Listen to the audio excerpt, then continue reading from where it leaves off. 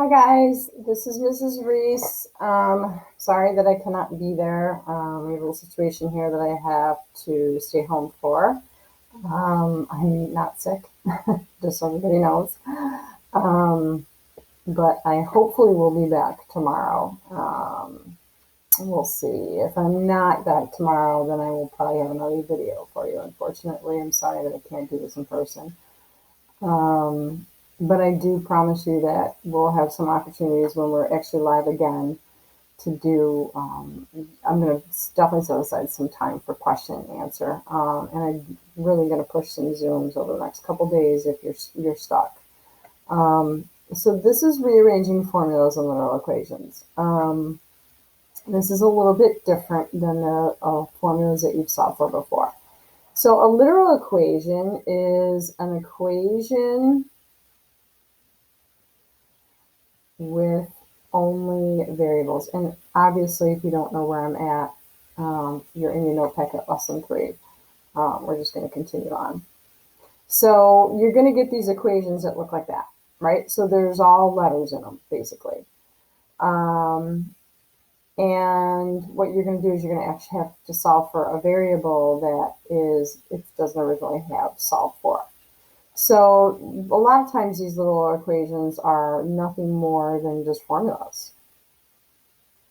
Okay, so it says when a literal equation is expressing a relationship that exists in the real world, we call it a formula. Transforming formulas refers to solving the formula for one of the variables that's not typically isolated in the equation. We do this by using inverse operations with other numbers of variables in the equation. So inverse operations is this. So like if it says that it's adding something, the opposite of that, the inverse of that is subtraction. If it's multiplying, the inverse of that is division, inverse of division is multiplication, inverse of subtraction is addition. So you know this, and it's those properties that we went over the other day, right? Addition property, multiplication property, all that. That's where you kind of do the opposite to move things from left to right on the equation. Okay, so remember a couple things. Variables are placeholders for numbers, and as such, have the same properties. When solving an equation with several variables, you can use the same properties and reasoning as with single variable equations. So for example, this formula, distance times rate times time, you've heard of that recently, right? Or D equals M divided by V, or P equals 2L plus 2W. So the first one is a distance formula. The second one, you know this from science, right, is density. And the third one, that P equals 2L plus 2W, is a perimeter formula, right? Double the length, double the width, add them up. So that's a perimeter formula. Okay, so this is what you're going to be required to do. You're going to be asked, like for the first one, it's going to give you distance equals rate times time formula, and it's going to ask you to solve for t. So meaning that it should put it in terms of t equals, right? So right now, the t is being multiplied by the r. So to undo multiplication, you're going to divide. So we're going to divide by r. Whatever I do to the right, I do to the left. That cancels that out, and d over r equals t. Okay? So second one, solve for v in terms of m and d. So there's your density formula. A lot of these are science-based formulas too, by the way, you're going to see. They do this a lot in science. They do a lot of manipulation of literal equations in science. All right, so we have to solve for v. In terms of m and d, that just means that m and d is part of our solution. So I see divide by v. The opposite of division is multiplication. So I'm going to multiply both sides by v. When I do that, it cancels that division out. And that, as a result, is I have d times v equals m. Okay? Now it says solve for v though, right? So we got rid of the division of v. We still have to solve for v. So right now d times v is occurring. Opposite of multiplication then, that times, is to divide. So I'm going to divide out the d, which leaves v by itself. And that's what we're trying to do, is we're trying to solve for v. And there it is. All right, third one. I have to solve for x. So this has got a little bit more to it. So it's being multiplied, x currently is being multiplied by m, and it has an addition with b. So I want you to think about what you would do first. So let me say this to you. Let me do this. If these were numbers, right? If those are numbers. You wouldn't divide by 6 first, would you? You would subtract 4 first, right? You would minus 4 here first. You're going to do the same thought here, except for instead of a 4, it's a b. So you're going to subtract b first. First step you do. Okay? Then you have, and whatever you do to one side, you do the other. Remember, that's the subtraction property of equality. I'm going to erase this again. And now I still have to solve for x, but x is currently being multiplied with m. So to undo multiplication, we do division. So we're going to divide. Okay? And that is where you get x equals. You've solved for x in terms of the other variables. Okay? All right. How about 4? It says solve for a. Well, right now I've got a on opposite sides of the equation. So I'm going to bring them together. So I'm going to add a, right, to the left side. Okay, so I'm going to cancel that out, do the opposite of subtractions addition. I've got now 2a plus c equals b. Remember, you're solving for a. So then you're going to subtract c, because you've got to get a by itself. I can't put b and c together, right? I can't do b minus c. They're not like terms. Excuse me. So I'm going to leave it just like that. And then I've got times 2a, so multiplication, the opposite of multiplication is division. Just keep telling yourself that. What is it doing? What's the opposite of it? So I'm going to divide everything on the right side by 2.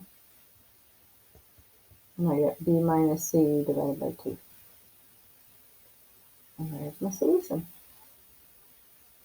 Okay, 5. Okay, I got to solve for d here. Now d right now is adding with a c, and it's also being divided by 2. So get rid of that division first. The opposite of division is multiplication. So I'm going to multiply both sides by 2 because that will undo that division. So I've got 2q equals c plus d. Then I'm going to subtract the c from both sides. Opposite of addition of c is subtraction. And there we go. Oh, shoot, these went on the opposite side. I was wondering why that 5 was so weird. Okay, so 6 and 7, let me move my face here. 6 and 7 are on the other side. So let me write what it says here. It should be on the other page. It just got moved probably when I was formatting. So this one says solve for P, and this one says solve for R. Okay? All right, so if I got to solve for P, look at this one first. This is 7. Okay. All right, so if I got to solve for P here, now right now the P is being multiplied by a binomial, 1 plus RT. So this is multiplication. So just undo that multiplication. The undoing of multiplication is division. Now look what I can do. I can actually divide by that whole binomial. And whatever I do to one side, I can do to the other. So now I've got a over 1 plus RT equals p. Okay, how about 7? Now it says solve for r. Okay, now notice something about 6. In 6, p was on the outside of the parentheses. In 7, r is on the inside of the parentheses. So you have to get rid of that parentheses first. So you're going to do a distributive property here. Okay, so you're going to distribute the p times 1, which is P, and the P times RT, which is PRT, right? They're all being multiplied by each other. But I gotta solve for R. So I gotta see that R right there has gotta be by itself. So the first thing I'm gonna do is I'm gonna divide or subtract this single P right here. I'm gonna subtract that single P. So I've got A minus P equals P, R, and T. Okay. Now, P, R, and T, remember it. When they're stuck together like that, that means multiplication. So it's P times R times T. If I want to undo multiplication, I divide. So I'm going to divide by P and T. Whatever I do to one side, I have to do to the other. I keep saying that. Okay. And I've got this. Okay. So the division got rid of the T here and the big P. And it just has the R on the right side. Now I got A minus P over PT equals R. And that's it. So they are the same equations in 6 and 7. They're just for solving for different things. So then it's done very differently. 6 was actually a lot easier. 7's a little bit harder. All right, so for 8 and 9, I'm going to show you 8, and then I want you to try 9 without me. Okay, and then depending on whether I'm in class tomorrow or we're online, I'll go back and we'll look at 9. I'm going to make a note. Okay, so for 8, right now we're giving an application problem. This is the area A of a rectangle is 25 inches squared. The formula is A equals L times W. Area is length times width. Rearrange the formula to solve for L. Okay, so we got to solve for L. That means it should say L equals. Now, right now, L is being multiplied by W, so to undo multiplication, we divide. Okay, so now I got it solved in terms of L. So then it says if the width, now I'm going to go to A here. If the width W is 10 inches, what is the length? So I've got this formula now. Look how easy this is. Now remember, they did tell you that the area was 25. So instead of an A, I'm going to put 25 in. Instead of a W, I'm going to put 10 in. And when I divide those, look how easy that is. Like I don't have to go back to this original A equals L times W formula. I can literally just plug in the A, plug in the W, and I get L. So when I do 25 divided by 10, I get 2.5 inches is the length. And there's my solution. For B, what if the width is 15? Okay, so we're going to put 15 in for W. And remember, we have the same area. That has not changed. Now, it's really important for you to have your calcs when you do this. So do 25 divided by 15, and you're going to get you're just going to get a reduced decimal. Remember, we're talking in terms of inches, so I want it in terms of inches. So you should get reduced, you should get 5/3, right? But I really, again, want you to talk in terms of inches. So 5 can be divided by 3, 1 and 2/3, right? 1 inch, 1 2/3 of an, I don't even want to say of an inch. I'm just going to use the thing, which is the symbol in inches. Okay, equals length. Okay, so don't leave it as 5/3. That's not really the right expression, right? It should be 1 2/3.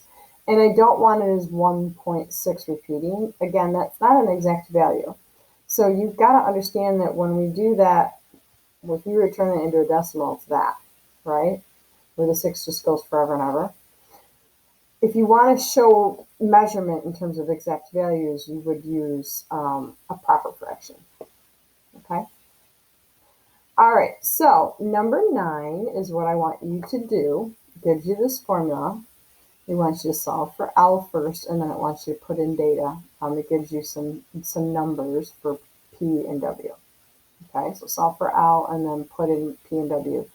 And I want to know the length is in terms of rows, okay? So that's it. You've got homework to do on this.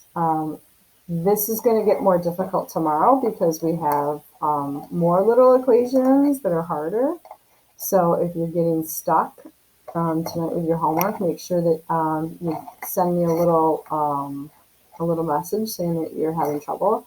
Depending on what's going on tomorrow, I can either do a quick Zoom. No, you're going to be in class tomorrow. Let me go back. Just make me aware that you're having trouble with it. So then maybe I can even address a couple of those before I actually do the notes. If I'm not there, before I do the notes for lesson 4. Okay? All right. Talk to you later. Bye.